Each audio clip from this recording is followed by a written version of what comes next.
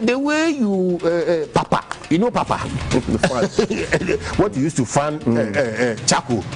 You've seen it before. Right. When you fan it, then the charcoal goes bright red. It's a call for accountability. You fan government's charcoal to it's bright red. It's a call for accountability. I enjoy it. Johnny, first and foremost, let me take this opportunity because I've been seeing you for quite some time. You are doing a very good job for the mother Ghana. Remain undaunted. This is our society, correct, and it will take me and you to do it. That's why I always watch Johnnie's Bite. The general watches Johnnie's Bite every day. Thank you very much. And it's devoid of insults, but straight to the point, factual and fearless. Hey, Charlie, no be joke. The pressure people like Johnnie can give you. No. You don't get grey hair, you go get grey hair. I'm innocent. And that's what I'm saying. That the pressure Johnnie and his people, the pressure they can give you, you don't get grey hair, you go get. So your best bet is not to have hair.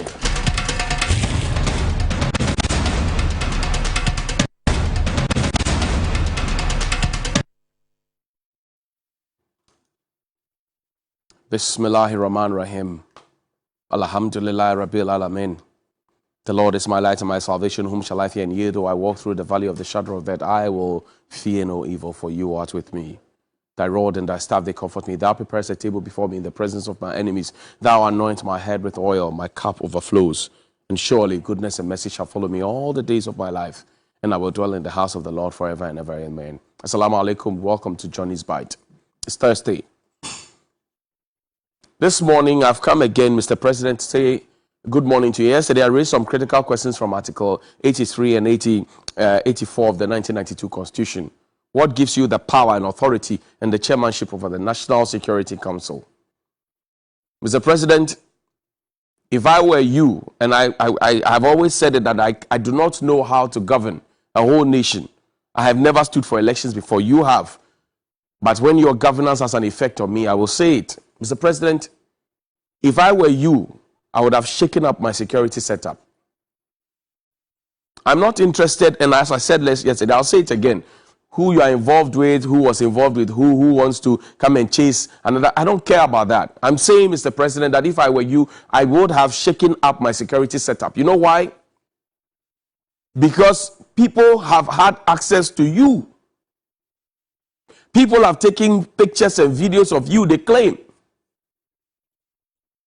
So the people around you who are promoting machoism instead of pushing up intelligence, literally, because that's what it is. If we had intelligence, enough intelligence, somebody drove for 45 minutes to meet you, to get on a private plane that you were on with your security detail and other top executives of your government, and yet that person was not screened, it tells you that your security says porous. So if I were you, I would have shaken up my security setup, but no.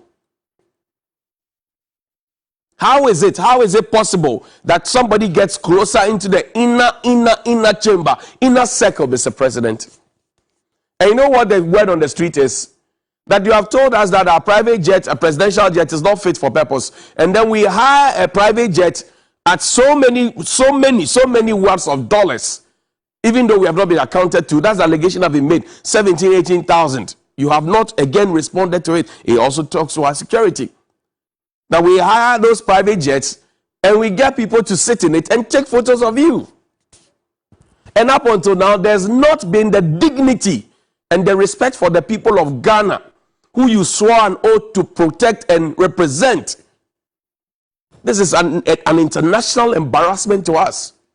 There's not been the dignity either from your office, either from the national security, either from whoever, to say this is our one-page statement on this Sewa Broni matter. That is a national and global embarrassment to us. So if I were you, I would have shaken up my security setup. But perhaps the same way you are keeping all the ministers who are non-performing, all those ministers who are not performing, we're seeing them, you're keeping them around you, Mr. President, and that is not fair to the taxpayer, because you have no power of your own if the people of the Republic have not given you that power. You begged for power, sir. You begged for power in 2008. You begged for power again in 2012. You begged for power in 2016. We gave it to you. And you came back to ask for power in 2020. So what is going on? What is happening, sir? What is going on? If I were you, I would have shaken up my security setup. But no. They are all around you. They are all telling you that everything is well. But Mr. President, if I had my photos, if I were in a private jet with all the security apparatus around me, and I still had a photo leak, heads will roll, like Okwanyido will say. But heads are not rolling, so the people don't feel comfortable. And they think that security is macho. It's not. It's intelligence. Security is intelligence. How whoever got close to you, whoever arranged whatever for you, whoever got in there to take photos and videos, that person should not have their job. So the question is, who has control of security around you, even at the presidency? This was when you were outside the jurisdiction of Ghana, Mr. President. It's a serious matter. Outside the jurisdiction of Ghana. And somebody could have access to take a photo of you. If I were you, boss, I would have shaken up my security system. If I were you, and you still had the professionals around you, I'm sure they would have told you to shake up your security system. Danny, let's leave this Sarah Bruni matter. I've had enough of it. And I've spoken my mind and the mind of many Ghanaians. That security, it no be macho. Security be intelligence. It no be macho, it be intelligence. So all the macho people who are roaming around, let them back off, let the intelligent people come forward and come and protect you, sir. Danny, take me to Teshi and play the video first for me. This is happening at the Teshi Fess Junction. There are 3 poles in the heart of the street. 3 poles in the heart of the street. There's an ongoing expansion project there. The work is near completion. Lekma ECG, this is your question. And we are asking the contractor also, what kind of conversations did we have? Let me play the video. Play the video. Let's see the video with the 3 poles in the heart of the street. This is it. It's in Greater Accra region, Teshi. This is it. It's happening. 3 poles right at the heart of the street. 3 poles. 3 of the poles right in the heart of the street. And here we are. The project is almost near completion.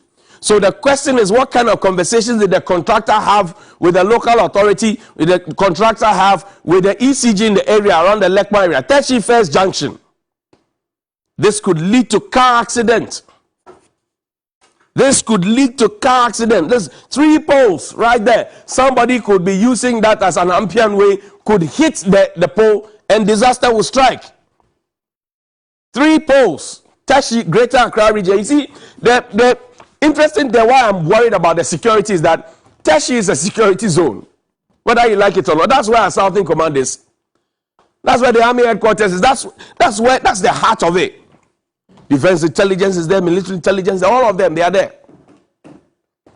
We have police stations around the area. And this is happening in the heart of the city. In the heart of the city, 3 poles. Construction is ongoing. Sometimes when I think about some of these things, it hurts me, it makes me want to cry. It makes me want to cry. And there are too many of these examples dotted around the country. I spoke with an MTTD officer who told me that the George Walker Bush Highway, for example, come back to the studio, the George Walker Bush Highway, for example, that had bridges made for access for pedestrians. An MTTD officer told me that they were not even consulted when these constructions were ongoing. So everybody is interested in construction, procurement. That's all, because somebody will get a certain 10%. And people have said the 10% over and over again. Nobody has denied it. We are more than 3 years into when we change the curriculum for junior high schools and primary schools. They don't have the textbooks. We are signing a new contract to give the children chocolate drink. That is how special we are as a people. The children are going to school to learn. They don't have textbooks. Some don't have desks. Some don't have all the things that they would need for school. But we have gone to sign a new contract to give them chocolate drink. Oh, yes. So they'll go to school, have chocolate drink, no textbook, and they'll come back home. Hey, what is wrong with us? The children don't have textbooks. You have a PhD holder who is your education minister. You had a PhD holder who was your former education minister. You have a professor who is the head of your education service. You have other PhD holders, MPhil holders, other professionals who are there. For more than 3 years, the children do not have textbooks to learn with. And the first thing that we could think about is to sign a contract to give them cocoa drink. President Akufo-Addo, Danny, show me the what do you call it? The link where we're being told about the poultry industry collapsing. A poultry, these are the children like this. They are the children we have signed a deal to give chocolate drink to. Because we made a promise to them to give them 1 cup of hot chocolate every day. We made a promise to them. Now, after we made the promise to them, we have not kept the promise. The tenure is coming to an end, so we are quickly rushing to go and sign the deal for whatever reason, while they lie on the belly of their stomachs to learn. Now, don't go to the portrait. Let me stay with education. Now, it was our vice president that he opened that link of our vice president promising us that we're going to be giving students loans and that they won't have to use the guarantor system that we all went through to be able to assess the loans. And I've said it earlier on this show, how the authorities at the KNUST came to mind and came to the conclusion that all the 6,000 students were just interested in bakery business. They were interested in Uber or Bolt or whatever business, and they were interested in betting. I am thinking this morning, I'm asking myself, when you come and say these things without evidence, as a university, are you happy with yourself? That you come and say 6,000, they are interested in bakery, blah, blah, blah. You are not able to show us which one of them owns bakeries or are interested in the bakery business, which one of them are interested in the taxi hailing system, or which one of them are using their monies to bet. Because a few parents came to you, you abandoned all the 6,000 students into one basket. In any case, did we not promise the student that we're going to give them the guarantor system, we're going to kick away the guarantor system and make sure that they could use their Ghana cards to look for, the student loans? Some of them came to school on their own. If they had access to student loans as promised them without the guarantor system and they could use their national ID card, perhaps they could have been able to sort their school fees out.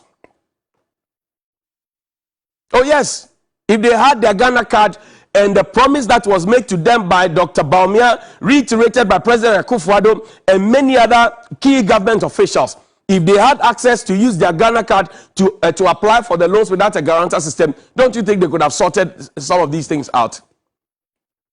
So what happens? The private hostel fees that they are paying, what happens to those who have paid a portion of their fees? What happens to them? And you see, we are treating education as if it is a certain commoditized, some commodity that we are selling. Are we serious in this country? That we lump all 6,000 students together and we say they are only interested in bakery, in Uber and Bolt, and they are also doing betting. That's all. So we've put them together. There's no science and data, as is said by this government, to back it up. And this is said by a university. When you tell the students that the payroll is choked and that they cannot find jobs, and the students are deciding to gain experience, entrepreneurial experience in school, if they were interested in baking or they are ventured into bakery and also Uber, Bolt, Yango services, don't you think that that's entrepreneurial? Because you have told them that the payroll is choked. You have told them that when they are done with school, there will be no employment, ready employment for them. And you have also told them that you are starting a U-Start, U-Bank, U-YY for them to be able to create jobs on their own. Should you as a university not be happy that the students are venturing into entrepreneurship, that they are thinking of creating opportunities for themselves and for other people, and they are also trying to create employment for themselves and also to feed the nation? And we just lump all of them together and say all 6,000 of them are doing the wrong thing. Yet, you have promised them that they are supposed to be accessing student loans with their Ghana card, and you have not fulfilled that. Some of them are on scholarship. You have not done that. Some of them are in school on their own. Some of them are in school on their own. Because most of them will graduate from school, they will not have jobs, they will start scouting and looking for jobs, roaming CV after CV, and they will not get it. And this is how we break the confidence of the young people of our country.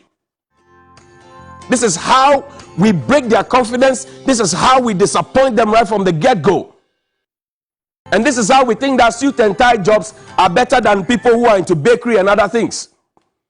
And here we have somebody, I heard somebody ridiculously suggesting that government should be controlling prices. How will government be controlling prices if we are not encouraging people? Because once there's more to supply, it beats demand, prices will drop. KNUST, you should be happy your students are baking bread. You should be happy your students are engaged in Uber and Bolt and all the other services. You should be happy because the people who appointed you, they have told you that the payroll is choked. You should be happy. You should encourage them. You should not break their confidence. You should encourage them and hold them up because you are teaching them entrepreneurship. Because we have too many schemes under this government promising that students are being given support to engage in entrepreneurship, even though nobody is monitoring to tell us that we gave person $8,000 and this is what they have done with it, and these are how many people the person has employed, and this is how the business is growing, and this is how we are proposing that it will scale up. We're just throwing money at the problem. Young people are taking advantage of the situation to create employment, and we are here bastardizing them, so you are deferring them, and then what?